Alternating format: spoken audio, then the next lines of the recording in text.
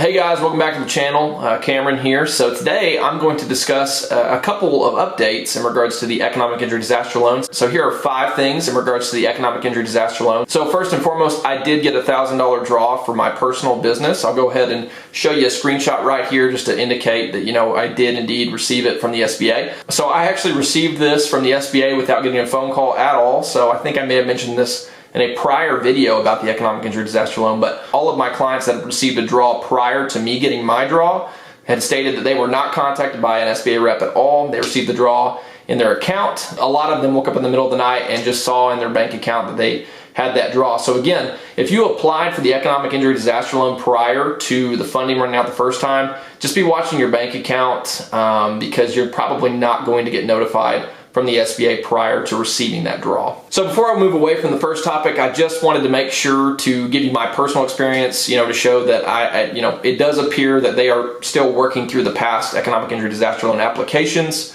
from the first round of funding, and people are still receiving draws at this time. So moving on to the second thing that I wanted to discuss, it does look like the SBA has opened up the application process to agriculture related businesses at this time, and from what I understand, it's a very limited time thing. It does not look like the economic injury disaster loan applications are up for other types of businesses at the moment. I will go ahead and pop a picture up somewhere in here to show you the link in regards to where it is on the SBA website. So if you do have an ag-related business, I would advise that you reach out to the SBA, see if you can qualify for that, and go ahead and apply. I mean, when in doubt, go ahead and apply. And the worst thing that can happen is that they say, you either don't qualify or you're rejected for whatever reason. So the third thing I wanted to discuss is that I received an email a couple nights ago indicating that the SBA is starting to move forward with the actual loan process. So they are starting to gather all the documents they need in order to make sure that, they can go ahead and distribute that loan.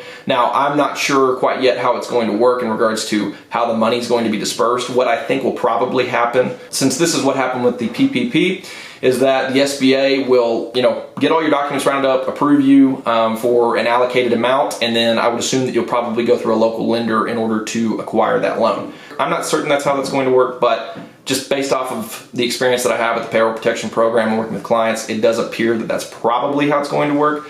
I mean, they could disperse it themselves, but that would be a lot of manpower, and I would imagine that would probably not be the most effective way to go about doing that. But anyway, so I just wanted to give you all that update. It does look like indeed they're starting to move forward with dispersing the actual loan money, not the grant money. So the fourth thing I wanted to discuss was the resource that I had posted actually in a past video. I've got a lot of questions in regards to the criteria for spending, eligibility for businesses in regards to the economic injury disaster loan and the PPP. So in my description, I posted a link that I think will be very helpful to y'all. It is from the SBA. It's from their website.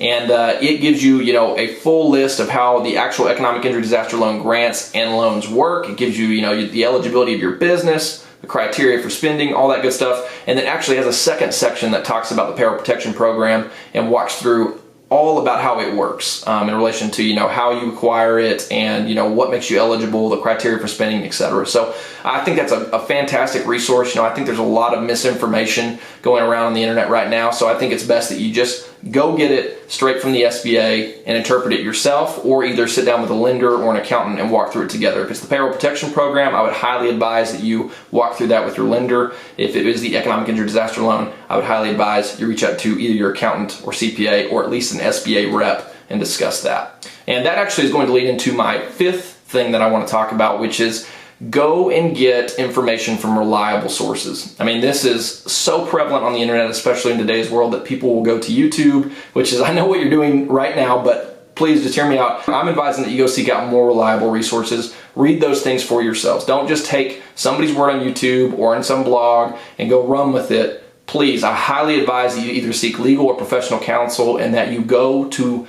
the government administered websites. So like, for instance, SBA's website or Congress.gov if you want to read the bill yourself. All things that I've attached in the description. Please go to those resources. And I'm not saying that people like me are not handing out good, credible information, but I would just always encourage that you go get it from the source, because that's going to be the most reliable information for you. So again, when in doubt, go to their website, read through it yourself, call an SBA rep if you don't understand something, get with your lender if you want to discuss the payroll protection program, And get with your accountant, get with your CPA if you have any other questions in regards to how you need to spend the money for the economic injury disaster loan and the payroll protection program. In some past videos, I laid out some tips in regards to how you need to document both when you receive funds from the economic injury disaster loan and payroll protection program, and how you need to keep up with them in regards to when you spend them. But like I said, when in doubt, go talk to your lender, go talk to a CPA or accountant, or at the very least, reach out to an SBA rep. So anyway, I hope those 5 things were helpful to you guys. I appreciate you stopping by the channel. If this was helpful to you, consider subscribing and leave a like, and I will try to post some more updates for you guys in the upcoming days. Okay, anyway, thanks for stopping by.